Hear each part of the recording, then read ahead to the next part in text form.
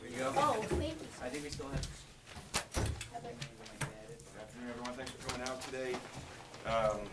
We're in the midst of our signing day. We're going to hand out releases with our initial class. We have 14 guys signed. I think we're waiting on a few more. So I want to send out the official release a little bit later this afternoon when everybody's signed. But we had this press conference scheduled for this time, so we want to inconvenience you guys so we can start talking about the classes we do have. And then obviously I'll send out the full class when it's complete in a little bit. So with that, Coach, I'm going to open it up with an opening statement about how National Signing Day went for you so far. Well, thank you, everyone, first of all, for coming out. We appreciate it. First, I'd like to thank our coaching staff for their efforts really over the past year.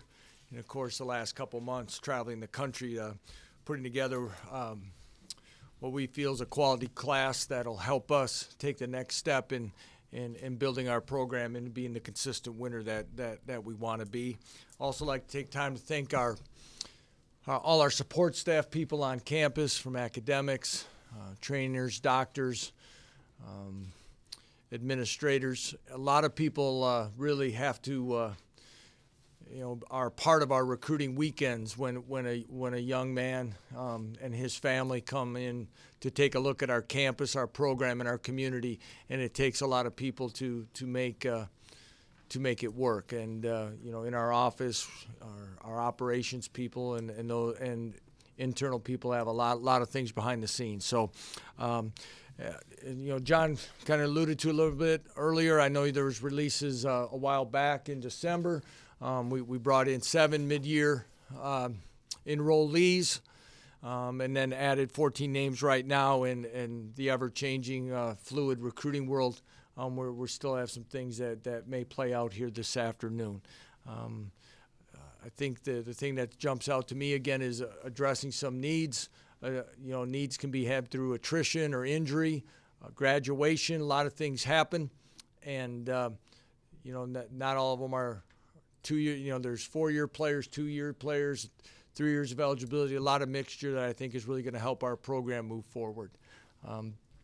Probably one position that you see a year ago at this time, we sat here and we did not sign any linebackers. And we thought through the transition that we would have bodies and able, people that were going to be moved within the program this time around. We wanted to make sure we went out and signed a class of linebackers. I think we did. We filled our needs definitely in that area. I guess without that, I know there's more specific questions, and so I guess I'll open it up at this time. All right, Lance, just going back to linebackers, and in general, you brought in some junior college players, a couple with three years of eligibility. You had a lot of graduation at linebacker.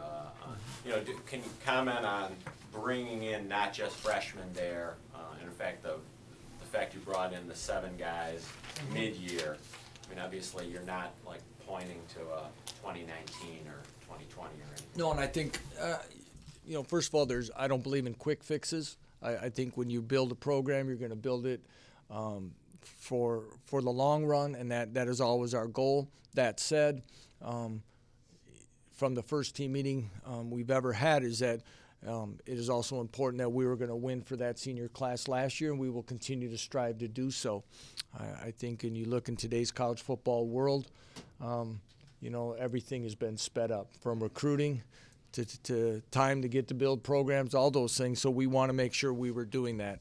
One of the things, especially with the linebacker position, and it's something that we will continue to work on and address in spring football, is not only just linebacker play, but we need to play better in special teams. And one of the things that we looked at last year is we played 3 linebackers really too much, probably 95 to 99% of the snaps, and that's too many. We need, and we want to be able to rotate and build depth and build competition, and we need those players to be on special teams. And because those starters were playing so many snaps, they weren't really special teams contributors, and we need to find a way to make that happen. And I think by doing it this way and signing a class with different age groups in here, I think that's going to help answer some of those concerns for us. And, you know, obviously the good players come in all shapes and sizes, but especially at linebacker, there's a lot of smaller linebackers playing very well in the MAC, but it seems like was it a priority to add some size with Hodge and Wilson and a couple other of these guys? They're not little. Hodge Wilson Wright is a young man that has great length. All those guys, yes, well, we've learned a lot in 1 year in a lot of different things, and sometimes in the Mid-American Conference, in recruiting, sometimes it's going to come. Chris Simpson said that one time when you look at, and I think you even said that to me one time, Mark, where you gave me some heights and weights of linebackers, and I think you analyzed that, and there is some, and excellent players can come in smaller packages as well as guys with great length. But we wanted to add some size to the linebacker. We wanted to lengthen the program as a whole. But again, we're not going to substitute what we feel is talent or speed to get more height either in those positions. But we did look for some of that, and we were able to answer that. How about offensive playmakers? Could you comment on a couple of guys in particular, bringing in some speed, Jordan Overton and Cameron Pickett? Well, Jordan Overton is, maybe not the again, a little bit smaller receiver, and things will continue to evolve there. But I think Jordan's a guy that's going to be a slot receiver for us. Comes from an excellent program. His father's done a lot of coaching as well in the Cleveland area. I think he's a guy that's going to have a large upside and have a make you miss capabilities that is going to add some depth to that inside receiver spot, a kind of a Z receiver for us. Cameron Pickett, and second year in a row now we've signed a running back from the Atlanta area. Again, a young man who got a lot of, had multiple options in different parts of the country, and we feel we got ourselves a guy that's going to be able to, hit some big runs for us. But also, I think he gives us enough that he's going to be excellent inside the tackles as well. But to add to what we have, and I think where we're at with Jordan Johnson, Jonathan Hawkins, and others competing through this spring, I think he's just going to add some depth to that position. Lance, you had the unique situation last year of having a senior starting quarterback and a senior backup quarterback. Mm-hmm. But obviously what it's meant for you this year is you didn't have a lot of experience coming back. How much did that figure into the decision to bring Grant in here knowing he only has obviously the 1 year of eligibility? It was a big decision into that. We're excited about Chris Merchant and Tyree Jackson, but heading into spring and things, and we explained it to him that, adding another experienced arm into the room was going to be something we wanted to. We had multiple ways to look at that, but I thought Grant with 1 year, Grant knows that he has to compete for the position, that at the same time it's going to allow those two other quarterbacks to keep continuing to develop the way we want. It wasn't going to be a 2-year junior college decision, but also allowed us to get one older quarterback, a guy who's been in Power 5 conference. He's played in Big 12 games. He's started games late in the season in November in Iowa, and I think some of those things that even go with climate are going to really pay off for him. But I think once everyone gets a chance to talk with this young man, you're going to find out he's a quality person. He's going to add a lot of leadership and maturity to our football team that's really going to help us even beyond his playing time. Did you feel just as a staff you can't afford to go into a season with 3 snaps of experience at the position? Well, I guess how good the players could be and what the competition level will be? Well, I guess our philosophy was to try to make sure that as you record quarterbacks around the country and you watch what's happening in Division I football, signing 2 quarterbacks in one class is not done very often. Okay, and for those, and that's one. And so for us to make sure that we were keeping really one in each class, yet we had 2 depart, we had options the way to do that. And what was the best way for us to do it was to add instant competition, instant experience, and yet a year from now, Grant Grant's eligibility will be exhausted and we'll be able to sign another quarterback. O-line, you've had big losses to graduation the last 2 years, really. Yep. Quality players the last 2 years. So you've added one freshman, one today, and then 3 guys in December. What do you want to say about that? Yeah, again, with what's within the program and where it's at currently as we sit here now, I think we've continued to add people in competition. It's always going to be moving, within the program. Rubens Joseph is a young man, joined the program last year, started a lot of ball games. He played some tackle. We moved him in the guard, so he's going to be able. So as we look at, when you're looking at some of the names I know you're thinking of, Bobby Blodgett, John Kling, and those things, there's going to be, we have Albert McCoy, Tyler O'Henley plays, Rubens may be a guy that moves back out to tackle. With that, Connor Morehart, a young man with 3 years eligibility from Nassau Community College. So he's another one, though it looks like a junior college player that's going to have 3 years of eligibility that's going to be able to get in there and compete. We think the 3 freshmen are all going to be able to come in. 2 of those may end up at tackle, and we feel really excited about them. But just like any person, whether they're 1 year, 3 years, or 4 years of eligibility, it's going to take time to transition into our system. But I know they're going to add in their time here. Coyote, do you view him as a tackle to start out? Yes. Yeah, very athletic young man. Feel very fortunate. Quality family, comes from a very good program. Weighs over 300 pounds right now, and he looks like a young man. Weighs 275, and he can move his feet. And very excited about him. Lance, how is this recruiting trail different now that you have a full year in the program and some results on the field?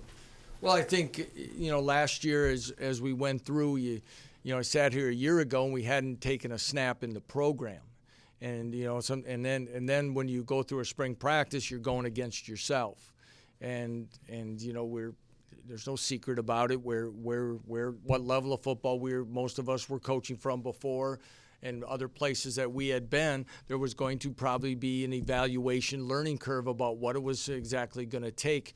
Though I feel very confident in what we've done in our evaluation of players that we were able to bring to campus. But now we have a lot better idea of what we have within our program, what we need to address as far as concerns, depth, all those things as we build a system, as we transition the defense from a 3-man front to a 4-man front, what we're doing on the offensive side of the ball, what we need in special teams, and then what we're going to need to compete on a weekly basis in the Mid-American Conference. Can you go into a little bit of what you saw in Will Sal's Jake Fuzak? Well, he's a quality young man, first of all. I tell you that there's one, and I know here locally, talked many times in one short year about what a quality person Joe Licata was and what he did for this program as a player and as a person. And, feel very, very fortunate to sit here now to talk about another quality man from Williamsville coming into our program. He's passionate about being here. In my short conversations, even in his unofficial visits during the summer, this is a young man that's very prideful from being from Buffalo. And he talks about it, and he's proud. And not only is he going to help us on the football field, he's going to be a quality student, and he's going to help promote what this area, this university, and what this football program will be about. I think he's just starting to scratch the surface of his abilities, and again, we're looking forward to having him in our program.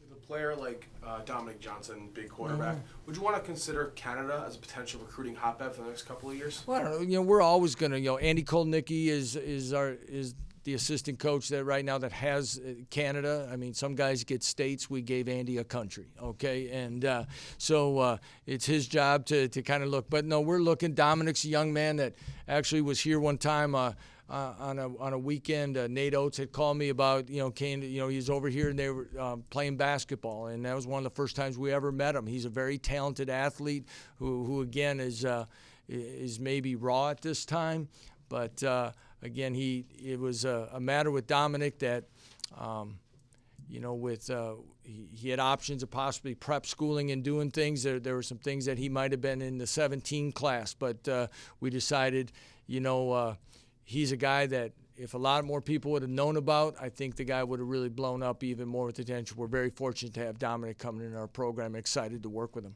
So with the Canadian rules, could he have gone back to grade Yeah. 13 Yeah. next year? Yeah, and So he was did well enough academically Yeah. to get out. yeah, he in was grade looking 12. at some options that whether in the States or not, and doing some things is the way it was explained. Andy was, but it was something that this was on our radar. That we're evaluating some different ways to get Dominic in our program, and as things kind of developed here last few weeks, we decided now to bring him in as quickly as possible and start working with him. And even though he's 6'6", does he move? Yes.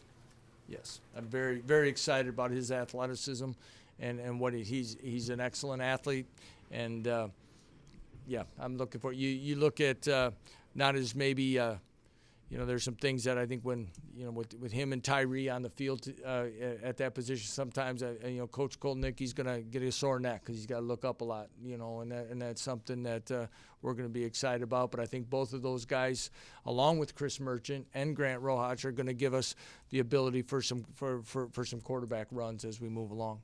How much did your year in the conference help you understand what kind of players, maybe different from last year, what kind of players you really needed to look for to try to bring in to compete at the level that you do? A lot. What ways specifically? Size, speed. The whole. What people you get a chance. Now you make it work for your system, and there is. There's not a cookie cutter. There's not. I think we've always been flexible within our system of what we want to be. But again, there's times where you look at teams, and whether it be in warm-ups or during a game, and you look at some areas where teams may have more length. I mean, we've had long discussions about we try not to get all hung up in measurables. Because there's other things that we want to look at, Paul, as we're moving forward with our players. How passionately they want to get an education, how passionately they want to play the game of football. And those things can always overtake maybe some things in height, weight, and speed. But there are some things that need to continue to be consistent, and that's not a knock on anyone that's in our program or has been in our program. But there's things that we want to continue to build, like I say, for depth and consistency and competition that I truly believe helps build a program internally, and that's more Monday through Friday. Could you tell us what these two guys bring to the table, Roy Baker and Tyrone Hill?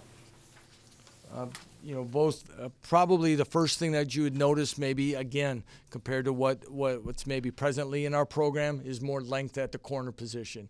And when you look at some of the people we're lining up against, and what happens sometimes at wide receiver is there's the height, and people throwing the ball up. That's going to give us some length. I think both guys are guys that can also cover people in the slot. They've had a little safety experience. Tyrone Hill is a talented young man, and one of the things that jumped out to me on his film right away, that he comes from, first of all, an excellent high school program in New Jersey, and his contributions on special teams. And a lot of times when you're dealing with cornerbacks or defensive backs, receivers, running backs, when you say special teams, you're probably thinking that he's the return man in that. You see Tyrone covering kicks and doing things like that, things that I mentioned earlier that we want to look for improvement. And sometimes when a guy's a senior and one of the better players, you don't always see him doing that yet late in his career, and you've got to continue to work to embrace special teams once they get here. He's doing it, and I'm excited about he's a very versatile young man. He's physically developed at a point where I think he's a guy that not giving anyone a chance when they come, but a guy that's physically a little bit further ahead of maybe other guys that have come in as a freshman in the defensive backfield. But again, we'll see what happens when he gets here. He's primarily, his first position is cornerback, Hill. Well, he's played both, but right now that's where we tend to. But we'll see what happens as we evolve and go through spring, what's currently on campus, and we'll make an evaluation there. And then Baker. Again, long body, comes from an excellent program, probably He's a young man that committed to us in the summer, had some Power 5 offers as well in the summertime. He's a long, quiet young man. Again, good length. Probably he's what I don't even know what we list him at. He's over 6 feet and 6'2". He's a guy that again I think through weight room development, things like that. I think he's got a bright future. What about at tight end, the kid from Victor Lefevre? Zach Lefebvre is a young, again, I keep saying young men. These are all young men, obviously, and they're what we're looking for. Last year we signed 2 tight ends. We're looking for, I keep talking length. You're going to hear that. He's 6'5", a little bit taller than Matt Seibert and Tyler Mabry that we signed a year ago. We lost Matt Weiser, Kevin Rogers, Mason Schreck are returning in the program. But as we look for that tight end, we were looking for someone that was going to develop and could be a physical run blocker. He's got the size, he's physical, but he's athletic enough that he's going to be used in the passing game as well. You obviously have an opening. You graduated a 4-year starter at punter. You've given a scholarship to a punter. Is there an opportunity for Sheets to come in and fill that role right off the bat? Yes, but we have a couple guys in the program right now that'll compete in the spring. That are also going to have an opportunity to win that job, and we'll see where Taylor kind of takes it from there. The thing about Taylor, he's a dual guy that, much like Tyler, he's handled kickoff duties. We know we have Adam Mitchison as well, who's done kickoffs. He punted for us last spring when Tyler was not partaking in spring practice. Again, looking for someone in that role that can do more than one thing, and we definitely think he can come in and compete for all of those as a true freshman.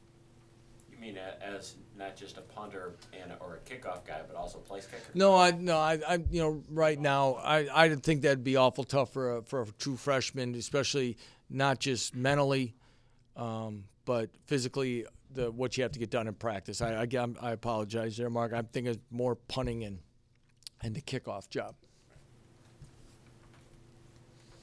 Any questions for Coach? All right, he's developing Thank you. one-on-ones if you need them. Thank you. I don't know, you didn't get a chance to ask one. Did you want to ask anything? No? You? Okay. Okay. And then, you just taking photos?